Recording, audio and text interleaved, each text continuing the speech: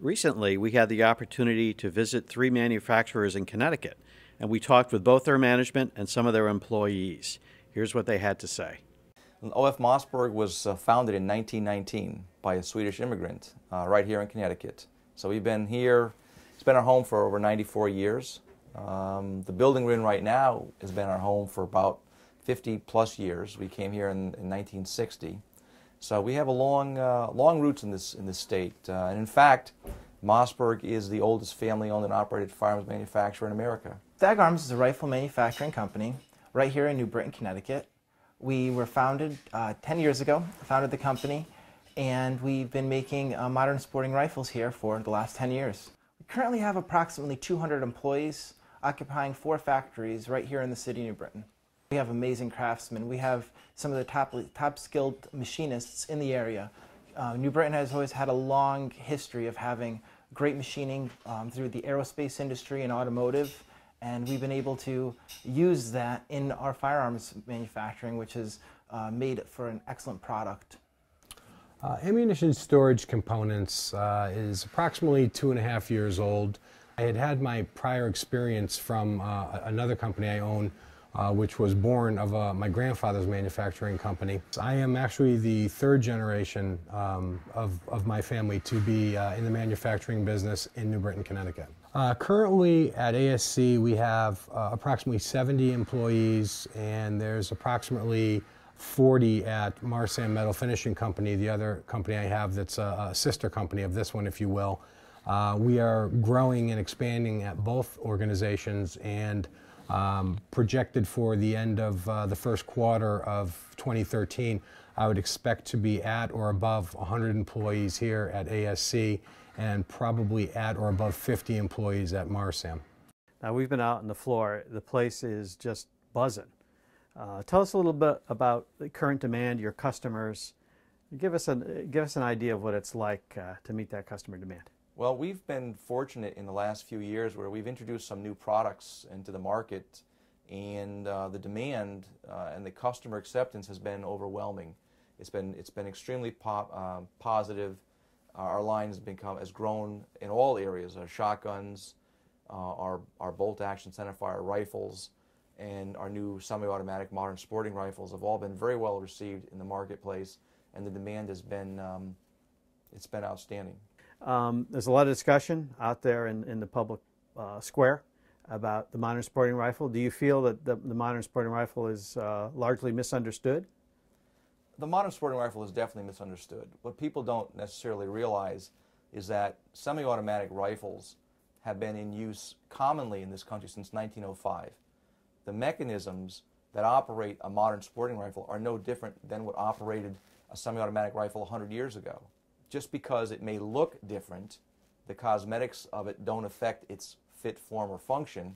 Like any other semi-automatic rifle, it fires with one shot, with one pull of the trigger. It's not a machine gun. It's not a military weapon. So there is a tremendous amount of misconception out there. Now, we've heard that for an entire generation, for the current generation of young shooters that are out there, when they think of a rifle, they think of an AR platform style rifle. They don't think of a wooden stock rifle that maybe you and I had grown up envisioning as that is a rifle. Do you hear that from your customers or from the public? What we see from the public is there is a demand for this modern sporting rifle platform, and I think the reasons are pretty simple. Number one, it's a lightweight firearm that has very good accuracy. The controls are very ergonomically placed. It's light recoiling. You can modularize it to put in, have modular systems to have different scopes attached or different other mechanisms to customize the gun to your particular fit and purpose. So it is very popular with new shooters. And they take that with the fact that we've got hundreds of thousands of servicemen and women coming back from theater. This type of platform, while not the same gun, certainly shares some of the same features and weight and ease of handling that they're comfortable with. So maybe, in my generation, it was a woodstock bolt-action rifle. That was the common hunting rifle. I foresee the future being semi-automatic, lightweight, easy to carry, very accurate type of modern sporting rifle platform. And yet we have in Hartford and in Washington both quite a bit of discussion about perhaps banning this style of rifle or in some way affecting some limitations on it. Would that affect your business here at Mossberg? Banning or limiting certain types of firearms would certainly have an effect. We've just invested in this facility over $4 million in new equipment. We've hired 100 new people to operate these machines and assemble these new products that are being sent out to market. So the effect would be dramatic, and it could be dramatic for not just us but other manufacturers as well. Sadly, I think we've kind of devolved into this soundbite mentality when it comes to firearms. You know, letting people who don't understand it categorize modern sporting rifles as assault weapons. I think it's not good for the public to kind of get involved in that type of debate. That doesn't do anybody any good. If we have a meaningful discussion on the technical merits of the product, what it is, what it isn't, and why it's become so popular, I think we'll have a lot more common ground and be able to accomplish a lot more and important things. What do people use modern sporting rifles for? Well, our line is divided in terms of modern sporting rifles into two categories. We have a hunting version, which is very popular amongst varmint hunters, for example, coyote hunters, feral pigs or javelina hunters down south use this type of rifle very commonly. We also have what we call the tactical line, but that's for 3-gun competitions, for target shooting, and in some cases even home security. But they operate on the same principles, they operate with the same mechanisms. So because whether it's a hunting version that's camouflage and used for hunting coyotes, for example, or it's the tactical version used to participate in 3-gun shooting events, the mechanisms are exactly the same. Let's talk a little bit about today. The General Assembly is considering some pretty strict gun regulations in Connecticut, a state that already has an assault weapons ban, so-called, and is pretty tough with regard to who can own a firearm.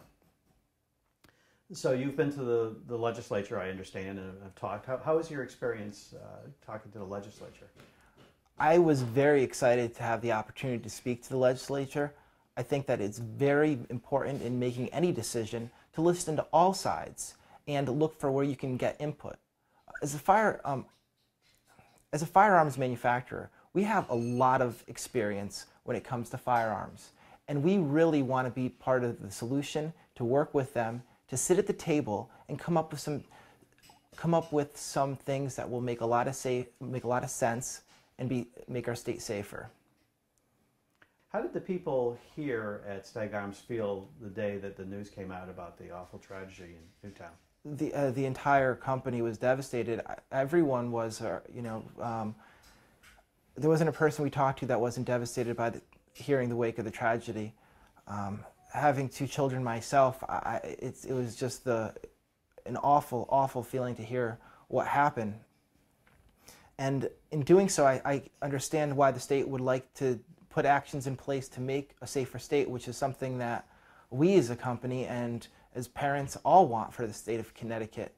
And that's why I think it's so important that we sit down together, we work together, and we come up with something that makes sense, that'll make the state safer.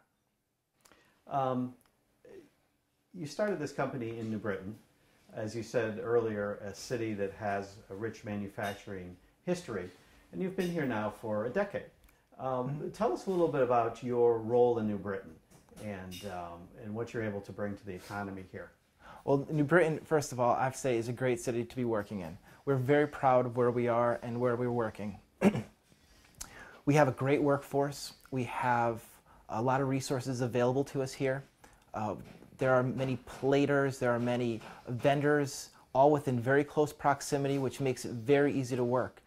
The experienced machinists, the experienced vendors, all have so much to bring to help us create such a great product. You don't see that in so many places, and we have such a dense population of people with years of experience in firearms manufacturing right here. If the state legislature were to pass restrictions or even an outright ban on this type of modern sporting rifle that you make here, what would that mean for Stag Arms? Well, it can easily mean the loss of thousands of jobs in this area. We directly employ a couple hundred people, but we indirectly employ thousands throughout the state. We have over 70 vendors in the state of Connecticut. Most of them are right here in the city of New Britain. So a major restriction like that to us, it could cost quite a bit of. It'll cost a lot of jobs. You spoke very fondly and eloquently about being located in New Britain. Should the worst happen, would you consider moving Stag Arms out of the state of Connecticut? I don't want to have to think about leaving here. This is our home. This is where our families are.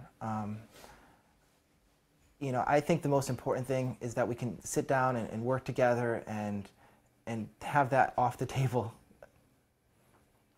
So you've had a chance to go to the General Assembly now twice. Yes. And to participate in the hearings there.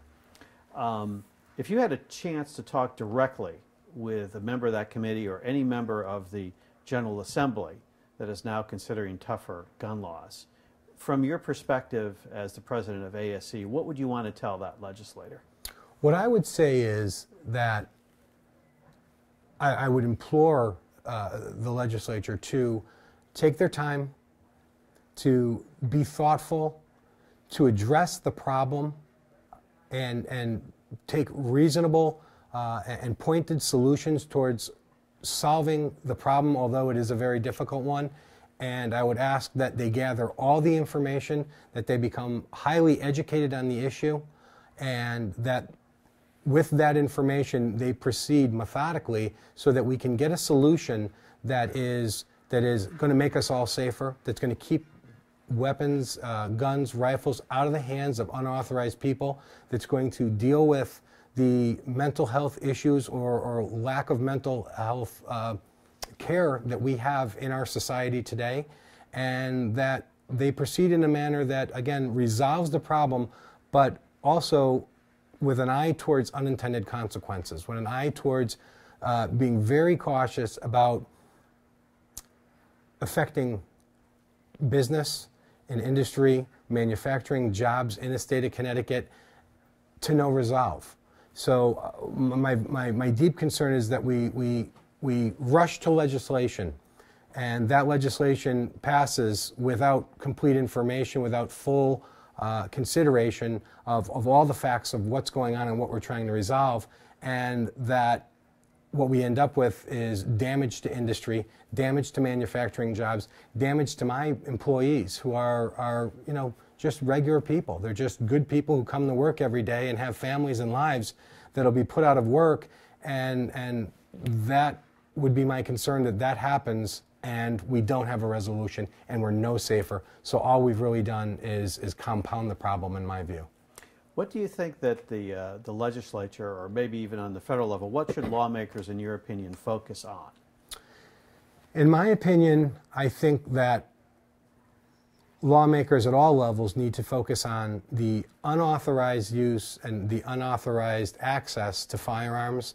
I think that they need to focus on mental health issues with respect to what we have for services for folks with mental issues that are unstable, people that need help, that are not functioning properly in society, and that, you know, it seems overly simple to me, but I would like, you know, lawmakers to think about who follows laws.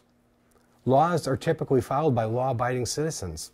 Criminals generally, and insane, and people who are not sane, generally are unaffected by laws. So the rush to legislate, in my mind, seems like it's very, very sad to me that what we do is we restrict the rights of law-abiding citizens in an effort to curb criminals and folks who are insane or have mental issues and don't have the capacity to judge right from wrong, who are unaffected by those laws.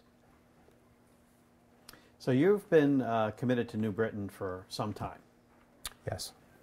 Is it possible that an action taken by the legislature, perhaps one of these ill-considered actions you're talking about, could result in your having to curtail employment here? Yes, some of the proposals that I have seen would impact have the potential to impact my business significantly. Actually, both businesses.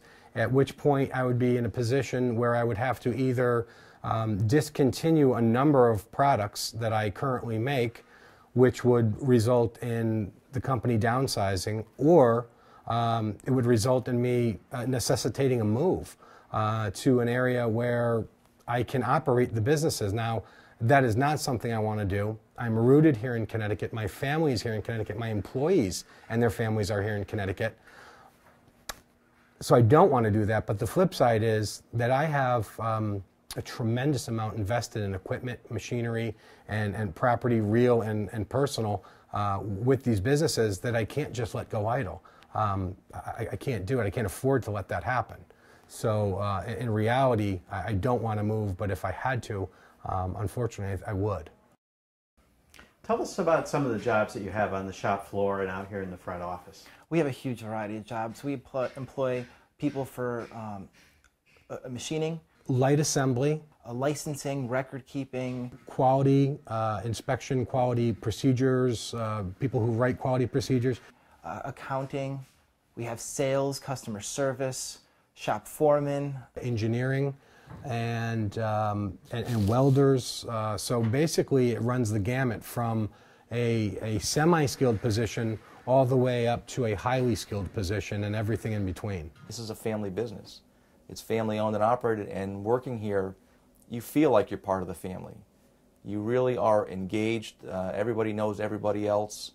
That's what makes it really, really terrific. There are not a lot of layers of red tape between an assembler on the floor and the CEO, who is fourth generation Mossberg family.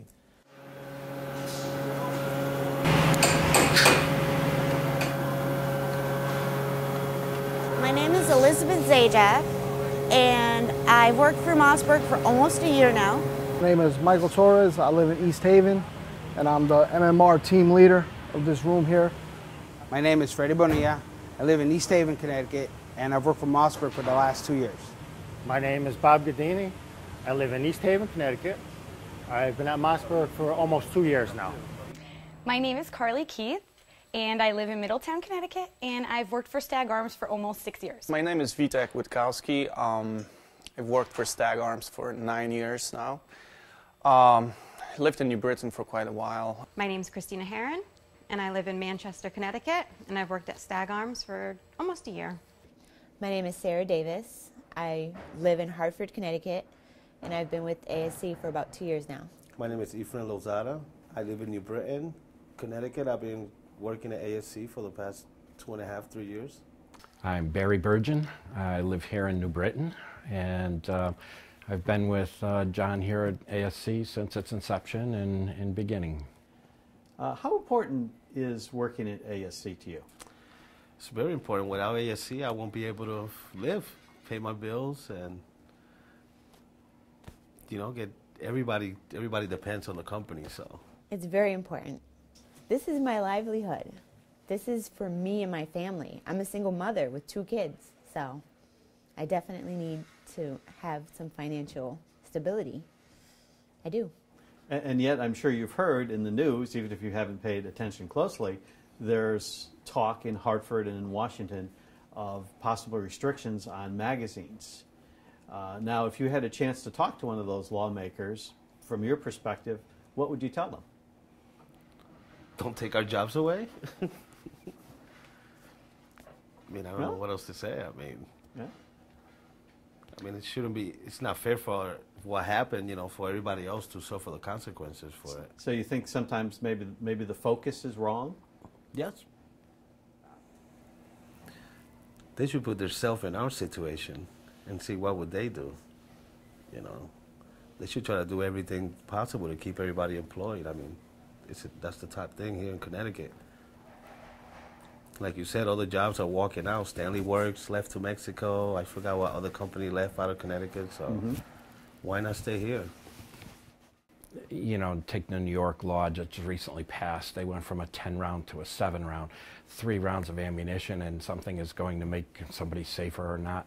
it's hasty decisions like that that aren't really truly addressing the problem and the issues that really need deep thought.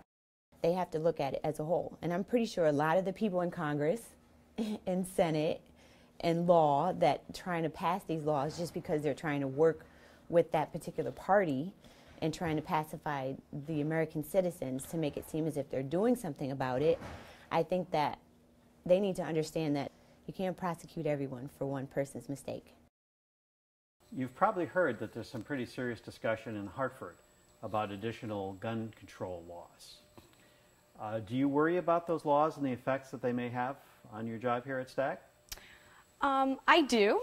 I do worry. I prefer that everybody involved really takes a close look at how laws that they're thinking of enacting would affect our industry at all different levels.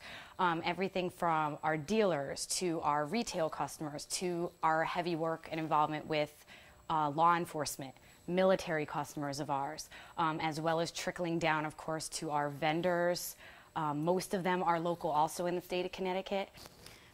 Growing up in Newtown was a great experience for me, and I still have family there, and my brothers still go to the school system there.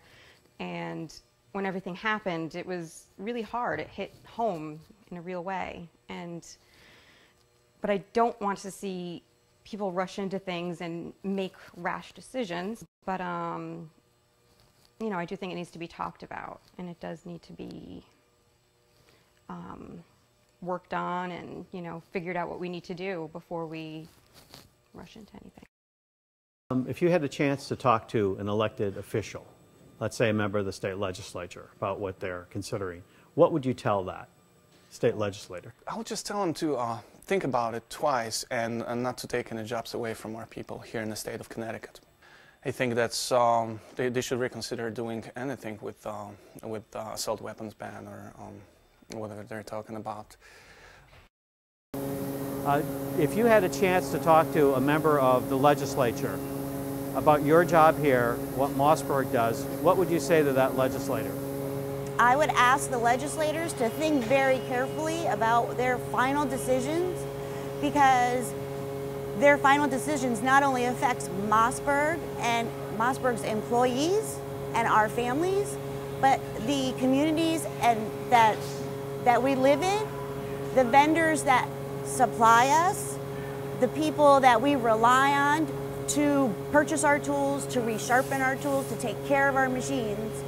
I would really ask them to consider the long-term effect of what they're asking for industry to do. I would tell them to be extremely careful with what they do, to consider having experts to be involved with any of their decisions that they may want to do. Get as much information as they can with experienced people, like people from here at Mossberg, people from Colt, and so on within the industry, so they can make the right decisions by not making a wrong decision that would affect all the industry as a whole. Take a look at all the stuff that's going on and make the right decision. Hear from both sides, industrial, you know, public. Just make the right decision. Don't just jump the gun and just, you know, a few bad apples here makes it bad for everybody. The manufacturing of firearms is important to Connecticut because there's a lot of firearms companies that are in Connecticut, and manufacturing jobs in Connecticut aren't out there as they were maybe 10, 15 years ago. So this is a very important industry, and it's good for the town and for the state. You know, I got a family.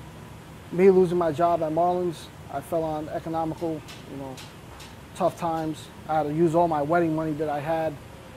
You know, thankfully I got it back from working here, and everything's been great so far. It will affect me and a lot of other people if anything were to happen. You know, if the stricter gun laws came out on the books, and after being laid off, I don't want to, you know, go through that again. If we lost one Marlins, and if we lose Mossberg, and as for the other ones, I believe the state will take a very big economical hit. I really believe that.